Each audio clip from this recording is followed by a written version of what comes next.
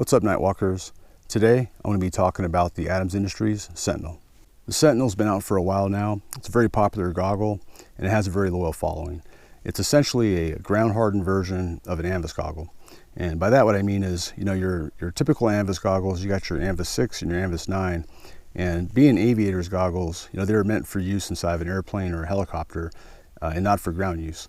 But what happened is, Special Operations Forces started using those Anvis goggles out on the ground, in the field, and they're more likely to have damage to them because they're mainly constructed out of plastic. Because the Anvis goggles are relatively fragile, yet they were widely deployed in the field, Adams Industries designed the Sentinel as an upgrade option for these goggles. Anvis goggles use a ball detent interface, and so the Sentinel gives you a ball detent as well as a dovetail. They both come with it.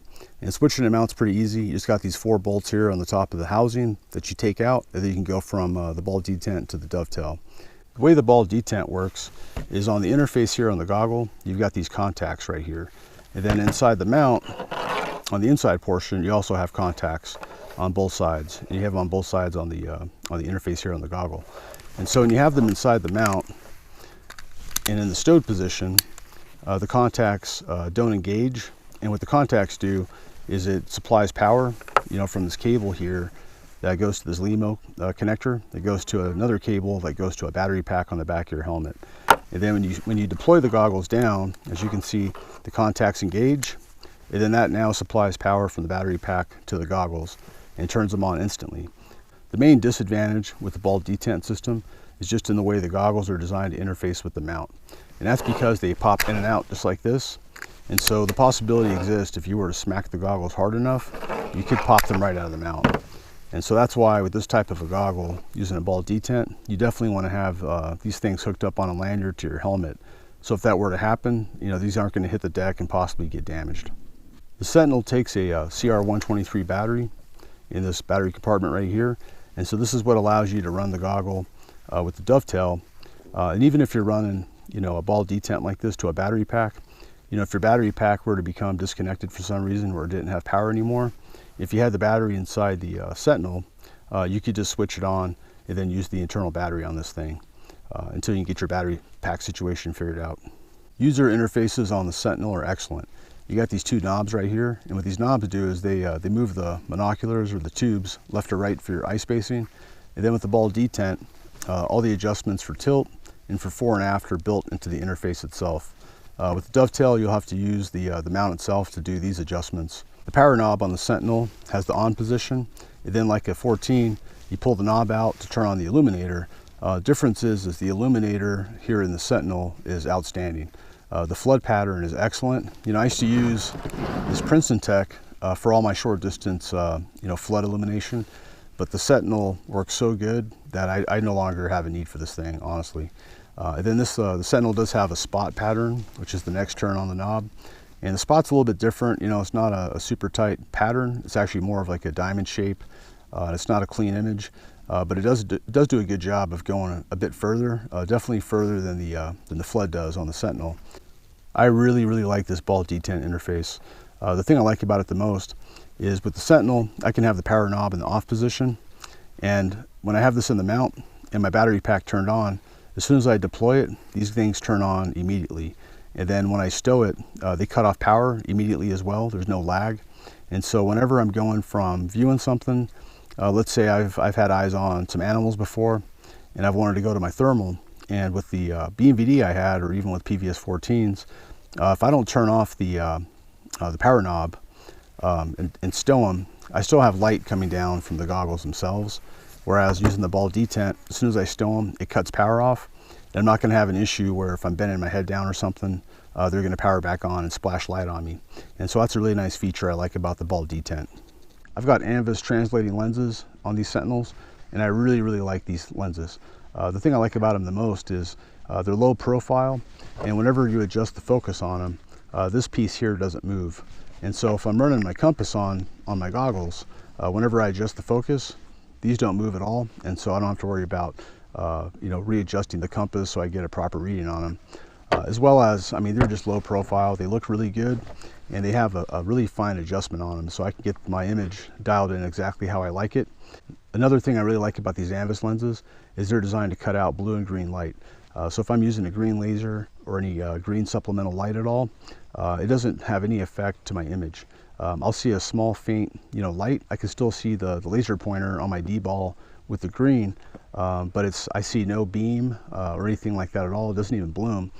So using a green laser with these ANVIS lenses, I get a really nice fine dot with like no bloom whatsoever. Running the ball detent is more expensive than running the dovetail, and that's because you need a battery pack to power the goggles through the ball detent, as well as a ANVIS style mount. And those ANVIS mounts, it can be anything as simple as this the standard ANVIS mount for aviators goggles. This one's attached to a ground helmet mount, so I can attach this to a Team Wendy or an OpsCore helmet. But it's mainly constructed out of plastic, as you can see. Still does a good job. There are better mounts out there from the standard ANVIS, such as this Adams Industries SAM mount. This thing's much more heavily built, so this thing's more rigid. You're not going to damage it the same as you would with the standard ANVIS mount. Then you can go to something as nice as this Wilcox GSGM. What sets this mount apart from the other ones is it's like the G24 in terms of you have this lever here that you throw over to adjust your vertical. But then inside the mount itself, you have a CR123 battery compartment, as well as the switch here on the side. So you just move this protective cover over, and then you can go from using battery pack to onboard CR123 battery power. And by having these features right here, what's nice with it is, the CR123 battery, and here's the same battery that's used inside the Sentinel. So if I have a battery in the Sentinel, CR123 inside the mount, as well as the battery pack, I've got 3 power supplies or 3 power sources for the goggles versus just relying on one source. Running the ball detent with the battery pack, you'll need something like this TMVC Mohawk. This one's the Mark II. It was designed to fit these battery packs in them. And there's still some extra room inside here, which allows you to put some lead weights in here, which I did to help offset the weight of the goggles. And it gives you a place to put your Hellstar or any other strobe or marking device that you have on it. And what I like about it the most is whenever I'm transporting my equipment, I can just quickly take off the battery pack and then my Hellstar in one shot, and then it just makes it easier for packing everything up inside my bag. This Sentinel, the way it's configured with no battery inside, weighs 21.6 ounces. The standard ANVIS mount with ground adapter, 5.8 ounces. Adams Industries SAM mount, 5.2 ounces. Wilcox GSGM with battery installed, 6.1 ounces. If you've seen our other videos, you know that we've had a BNVD. Now, going from the BNVD to the Sentinel, it did take me some time to get used to not being able to swing these tubes or these monoculars up and out of my way. And what I mean by that is the Sentinel, it's a set housing, so these tubes don't rotate at all. They're locked here into the bridge. So with the BNVDs, you can rotate the tubes up and out of your way, so you can move them out of your eyes without having to stow the goggles. But then every time that you want to bring it back down, you got to take both tubes and get it lined back up with your eyes. And once they're lined up, they're going to stay. But there's the possibility where you could bump one out of the way or whatever. And that's one thing with the Sentinels I do like, is that once you have your eye spacing set with these knobs, these things aren't going to come out to basically shift them at all. So every time you stow them and then put them back down, these are going to be lined back up with your eyes exactly how they were when you stowed them. Whereas with the BNVD, if you move them at all, you're going to have to take that extra second or two to get them lined back up, which isn't a big deal, but it does count, I guess, if you're, especially if you're in a situation where you need to just have your goggles on and set right away. That could be something as simple as, let's say you're hunting hogs or coyotes or something like that, and you're going to take your goggles and stow them so you get down to your thermal device. But then when you need to get back onto your night vision and you pop them back down, it's definitely going to be faster doing it with the Sentinels than it's going to be with the BNVD. The image tubes that the Sentinel uses are 10160 format. And so the difference is, for example, in a PVS-14, those image tubes are going to be 11769 format. And what those 11769s do is they have a pigtail that comes from the image tube that gets connected, inside the housing of the 14 itself. And what that pigtail allows you to do is it allows you to use a gain control knob on the 14 so that you can control, how bright you want the image to be to your eye. Now with the 10160s, because there's no gain control function on them, there's no pigtail coming from the tube, the gain is going to be set So if it's a true 160 format tube, you know, from L3, let's say, or Harris or Photonis, those are going to be set at the factory to a certain gain level.